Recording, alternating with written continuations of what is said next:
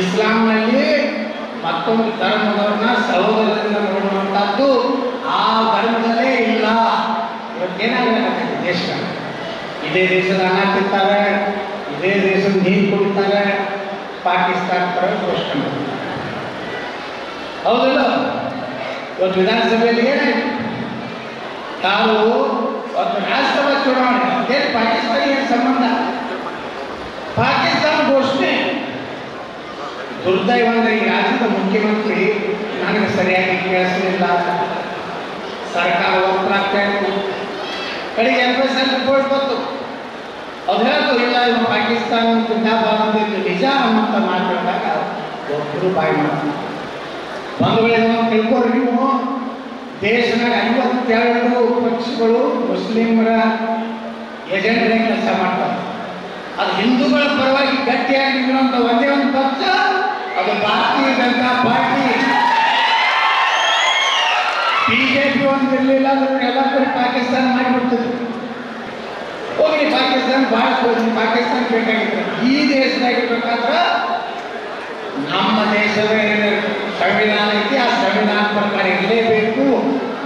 ನಿಮಗಿರುವಂಥ ಮೀಸಲಾತಿ ನಾವು ತೆಗೆದು ಹಾಕ್ತೀವಿ, ಅದನ್ನು SC STಗಳಿಗೆ ಮತ್ತೆ ಪುನರ್ ಹಂಚಿಕೊಡ್ತೀವಿ. ಅದು ಬಾಬಾ ಸಾಹೇಬ್ ಅಂಬೇಡ್ಕರ್ ಅವರು ಸಂವಿಧಾನದಲ್ಲಿ ಧರ್ಮ ಆಧಾರಿತ ಯಾವುದೇ ಮೀಸಲಾತಿ ಕೊಡಕ್ಕೆ ಬರೋದಿಲ್ಲ. ಕರ್ನಾಟಕದಲ್ಲಿ ನಮ್ಮ ಹಿಂದುಳಿದ ಏನಿರುವಂಥದ್ದನ್ನ ಮೀಸಲಾತಿ ತೆಗೆದು 4% ಕೊಟ್ಟಾರೆ.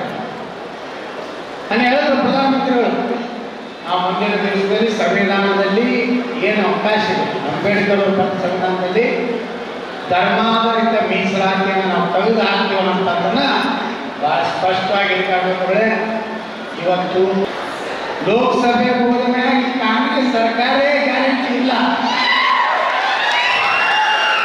ಅವರವರ ಹೊರಗಾಡ್ತಾರೆ, ಎರಡು ಇಬ್ಬರು ಕೂಡಿ ಹಂಗೆ ಮಗನ ಕತ್ತಿ ಬಸಿರ್ತಾರೆ. ಈ ಮಗನ ಹ್ಯಾಂಗೆ ಹೋಗಿಸ್ಲಿ, ಈ ಮಗನ ನಾನು ಮುಖ್ಯಮಂತ್ರಿ ಆಗಂತ ಶಿವಕುಮಾರ್ ಅಂತ, ಈ ಮಗ ಹ್ಯಾಂಗೆ ಮುಖ್ಯಮಂತ್ರಿ ಆಗ್ತಾರೆ, ನಮ್ಮ ಸಿದ್ದರಾಮಯ್ಯ, ಅದು ಇಬ್ಬರು ಕೂಡಿ ಆಗ್ತಾರೆ. ಅವರು ಹೇಳ್ತಾರೆ ಈ ಲೋಕಸಭೆ ಮುಗಿದ ಮೇಲೆ 15 ದಿವಸ ನಾನು ಕರ್ನಾಟಕ ಮುಖ್ಯಮಂತ್ರಿ ಆಗ್ತದೆ DK ಶಿವಕುಮಾರ್ ಅಂತ.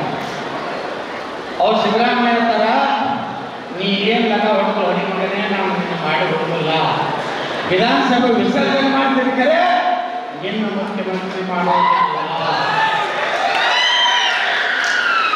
ಈ ರೀತಿ ಅವರವರಿಗೆ ಕಚ್ಚಾಟ, ಅವ್ರಿಗೇನು ಬರೀ ಕರೆಂಟ್ ಹೇಳ್ತಾರೆ.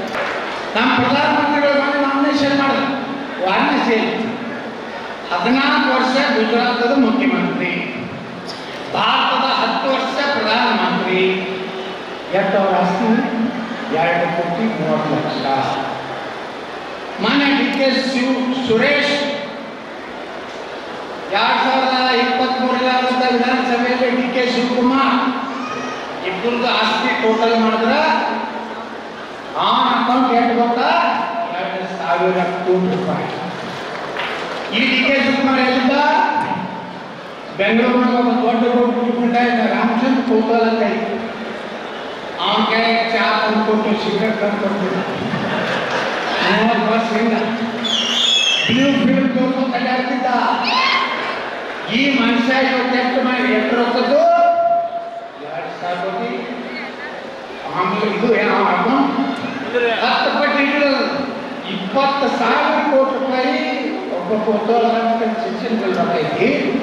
24 ವರ್ಷ ಸಂವಿಧಾನದ ಹುದ್ದೆಯಲ್ಲಿರುವಂಥ ನಮ್ಮ ಪ್ರಧಾನಮಂತ್ರಿಗಳಲ್ಲಿ 2 ಕೋಟಿ ಮುಂದ ನ್ಯಾಯ ಮತ್ತು ನೆನಪೈತಿಲ್ಲ. ಮೊನ್ನೆ ಆಗಿತ್ತು ಯಾರಿಗೂ ಒಳಗೊಬ್ಬ ದಲಿತನ ಪಾಪ ರೊಟ್ಟಿ ಬೇಡ ಹೋದ್ರೆ ಮನೆಗೆ ಹೋಗ್ಕೊಡು, ಅವನು ಪ್ರಯಾಸ ಮಲ್ಲಪಲ್ಲ ಕಲಪ ಏನು ಮಾಡ್ತಾರೆ ಅಂದ್ರೆ ಬರ್ತಾರೆ ಹಿಂಗೆ ಹೆಣ್ಮಕ್ಳನ್ನ ರಸ್ತೆ ಇದು ಕ್ಯಾಂಪಸ್ ಎಲ್ಲಿ ಸುರಕ್ಷಿತ ಕರ್ನಾಟಕ. ಈ ಕಾಂಗ್ರೆಸ್ ಬಂದ ಮ್ಯಾಗ ಹಿಂದೂಸ್ತಾನದಲ್ಲಿ ಪಾಕಿಸ್ತಾನ ಚಂದ, ಬೆಳಗಾವಿ ಪಾಕಿಸ್ತಾನ ಚಂದ, ಶಿಕ್ಷಿಯೊಳಗ ಹನುಮಾನ್ ಚಾಲೀಸ್ ಆತ ಅಂಗಡಿಯಾಗ ಹೇಳಿದ್ರ ಮಕ್ಕಳು ಬಂದು ಅವನಿಗೆ ಹಾಕಿ ಕೊಡೋದು. ರಾಮನವಮಿ ದಿವಸ ಜೈ ಶ್ರೀರಾಮ ಅಂದಿದ್ದಕ್ಕೆ ಕಾರಣಗಳು ತೆಗೆದು ಕಣಕ್ಕೆ ಹೊಡೆದು ಅಲ್ಲಾಹು ಅಕ್ಬರ್ ಅನ್ಬೇಕು, ಪಾಕಿಸ್ತಾನ ಪರ ಘೋಷಣೆ ಕೊಡಬೇಕಂತ ಹೇಳಿ ಇವತ್ತು ಹೇಳುವ ಧೈರ್ಯ ಈ ಕರ್ನಾಟಕ. ಇದು ಕರ್ನಾಟಕದಲ್ಲಿರುವಂಥದ್ದು ಜಾತ್ಯತೀತ ಸರ್ಕಾರ ಅಲ್ಲ, ಇದು ಸಾಮರ ಸರ್ಕಾರ.